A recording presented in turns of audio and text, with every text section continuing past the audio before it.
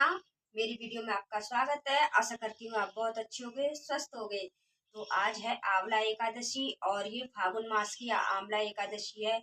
इसमें आंवला के ही पेड़ के नीचे व्रत पूजन किया जाता है और ये इसे व्रत करने से बहुत अच्छा लाभ होता है और भगवान की शरण में जाते हैं और हमारी सारी इच्छाएं पूरी होती हैं। तो आज मैं पूजन करने जा रही हूँ। चलिए एकादशी का पूजन कैसे करते हैं चलिए आपको बताएं और किस तरीके से करते हैं। तो यहाँ पर मैं ये कच्चा है मेरा, यहाँ पर मैं थोड़ा सा लीप लूंगी, देखो इस जरिए से। और हम यहाँ पर हल्दी से भी लीप सकते हैं और गेरू से। तो ये मेरे पास गेरू है तो मैं यहाँ पर पहले से मैंने लीप दिया है। शुद्ध करना हमें बहुत जरूरी होता है, तो मैं यहाँ पर गेरू से थोड़ा थोड़ा अच्छे से चौक पूर दूंगी, लीप दूंगी इसे। तो यहाँ पर मैंने ये शुद्ध कर लिया है और यहाँ पर हम हल्दी से स्वास्तिक बनाएंगे, क्योंकि एकादशी के दिन हम आटे से नहीं बना सकते। वैसे हम और कोई अगर पूजन करें तो हम आटे से स्वास्तिक बना सकते हैं। तो एकादशी के दिन हमें ज्यादातर हल्दी से ही स्वास्तिक बनाना चाहिए। स्वास्तिक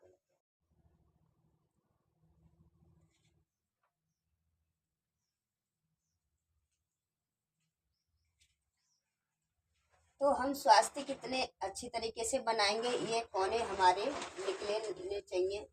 और स्वास्तिक हमारा बन चुका है और इस पे हम डाल लेंगे थोड़ी सी रोली।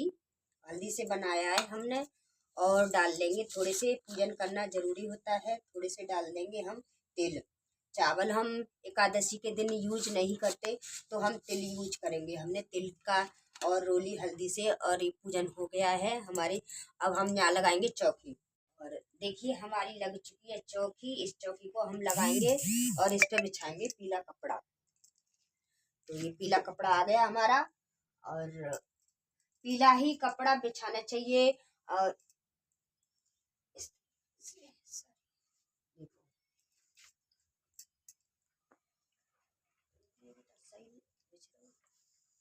या हमने पीला कपड़ा, भगवान विष्णु की पूजा में पीला ही कपड़ा बिछाया जाता है, तो हमने पीले कपड़े को बिछा दिया है।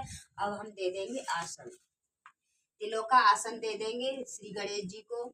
सबसे पहले श्री गणेश जी को और भगवान श्री नारायण को। कलश भी हम रखेंगे। ये हमने बिठा दिए श्री गणेश जी को। और ये हमारे पास है नारायण की तस्वीर, सत्यनारायण की।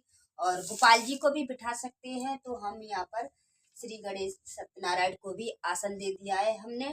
अब हम यहाँ पर कलश को आसन दे देंगे।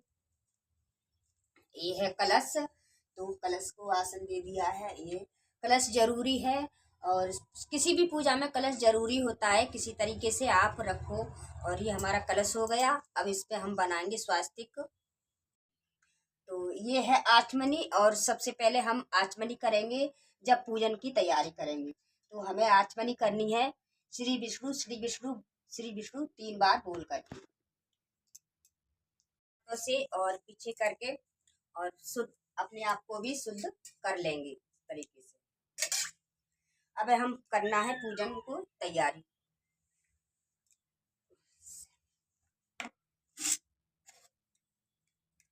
हम कलश पर स्वास्तिक बना लेंगे हल्दी से ही। और भगवान के नारायण की पूजन में हल्दी का ही यूज किया जाता है और पीले चंदन का। हल्दी का भी कर सकते हो, पीले चंदन का।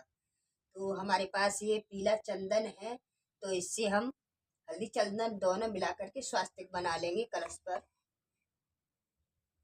इस तरीके से।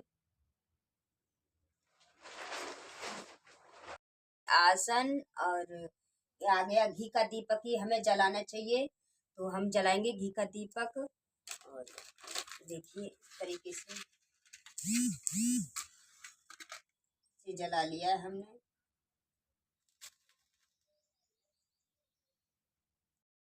है फूल वगैरह ये डाल देंगे, दुआ भी डालेंगे इसमें, और हल्दी रोली, और रोली डाल दिए और इसमें हल्दी डाल देंगे। आप पिसी हुई भी हल्दी डाल सकते हो, या गांठ भी। सबसे पहले तो गांठ ही डलती है, अगर आपके पास नहीं है तो आप पिसी हुई भी हल्दी डाल सकते हो। तो इस तरीके से हमें कलश को तैयार करना चाहिए और दीप इस प्लेट रख करके हम इस पे दीपक रख देंगे। आसन दे दिया है हमने तिलों का और इस पे एक दीपक रख देंगे। 2 दीपक हमारे पास होना चाहिए, जलाना चाहिए, क्योंकि अगर हम कुछ नहीं रखते तो दीपक रखना चाहिए कलश के ऊपर। तो दीपक को हमने जला दिया है और धूप भी दिखा देंगे हम। धूप भी जला लेंगे सुगंधित के लिए और धूप वगैरह दिखा देंगे। इस तरीके से हमें धूप जल गई है हमारी तरीके से इसे।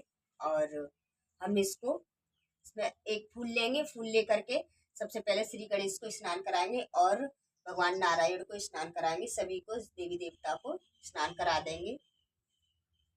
श्री गणेश को हम जनेऊ पहना देंगे, ऐसे जनेऊ रख देंगे इस तरीके से।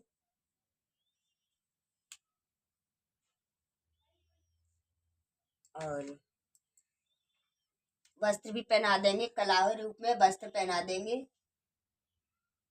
सबसे पहले श्री गणेश का ही पूजन किया जाता है और फिर भगवान को भी हम जनेऊ रूप में, कलावी रूप में हमने वस्त्र पहना दिया है भगवान श्री गणेश नारायण को। सबसे पहले हम दीपक को देंगे फूल और फिर भगवान श्री गणेश को और फिर नारायण को। तो हम इसी तरीके से सबको फूल चढ़ा देंगे।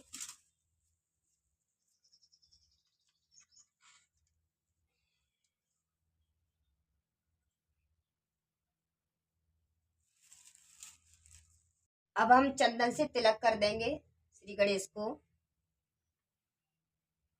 हल्दी चंदन से, और भगवान को सत्यनारायण को तरीके से ही सभी देवी देवताओं की तिलक कर देंगे। दीपक को भी तिलक कर देंगे क्योंकि दीपक को तिलक करना बहुत जरूरी होता है। सबसे पहले दीपक को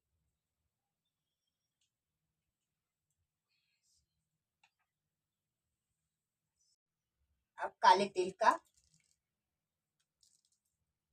चढ़ा देंगे। तिलों को सही से बोलने है। कथा एकादशी की कथा है, हम इसका भी पूजन करेंगे और हम इसको यहाँ रख लेंगे।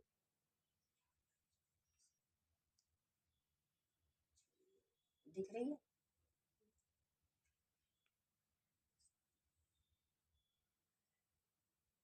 थोड़ी सी रुक जाइए। तो हमने चंदन से भगवान नारायण को तिलक कर दिया है और कथा को हमें तिलक करना चाहिए। लक्ष्मी माँ है, लक्ष्मी माँ का रोली से इसमें तिलक करना चाहिए। तुलसी दल है, तुलसी दल मेवा है तो हम मेवा दे देंगे। मेवा मिश्री है इसमें और इसका भोग लगा देंगे भगवान को। फल, तो फल का भोग लगाएंगे हम। केले का फल है, वैसे तो फल आंवला का ही लगता है और आंवला नहीं मिला है तो कोई नहीं, भगवान प्रसन्न हो जाते हैं। उन्हें सिर्फ उनका भाव चाहिए, भाव रूप से ही पूजन किया जाता है। तो केला जरूरी होता है इनके पूजन में। तो हम ऋतु के सिवाय केले का भोग लगाते हैं और केले का भोग लगा दिया है हम। अब रख देंगे इसमें तुलसी, क्योंकि तुलसी बगैर तो भगवान भोग लगा ही नहीं सकते। तो हमने ये तुलसी दल रख दिया है और तुलसी एक दिन पहले ही तोड़ के रख देना चाहिए, क्योंकि एकादशी के दिन तुलसी नहीं तोड़ी जाती, इसलिए एकादशी के पहले ही तुलसी तोड़ कर रख लेना चाहिए। तो हमने भोग लगा दिया है। अब हम कुछ रखेंगे दक्षिणा। हाँ, तो हम कुछ दक्षिणा रख देंगे क्योंकि दक्षिणा से हमारी जो भी पूजा में कमी होती है वो पूजा में कमी सारी पूरी हो जाती है। तो हमें दक्षिणा बहुत जरूरी होती है रखना और इस तरीके से भगवान का पूजन किया जाता है। अब हम फूल लेंगे और कथा पढ़ेंगे। कथा सुनना पढ़ना बहुत अच्छा होता है और एकादशी का व्रत भी बहुत अच्छा होता है। इससे सारे हमारे कमी, हमारे जो भी हमारे घर में कमी होती है वो पूरी हो जाती है। तो हमें एकादशी का व्रत जरूर रखना चाहिए और बहुत अच्छा होता है। एकादशी का व्रत 24 एकादशी रखते हो तो बहुत जरूरी है, लेकिन हमने कथा सुन ली है। अब हम जो हमने हाथों में लिए थे भगवान को चढ़ा देंगे और अब हम कर लेंगे आरती। तो आरती हम अलग से कर सकते हैं या इसी से कर सकते हैं। तो इस तरीके से हम दीपक को उठाएंगे और घंटी बजा करके आरती को करेंगे।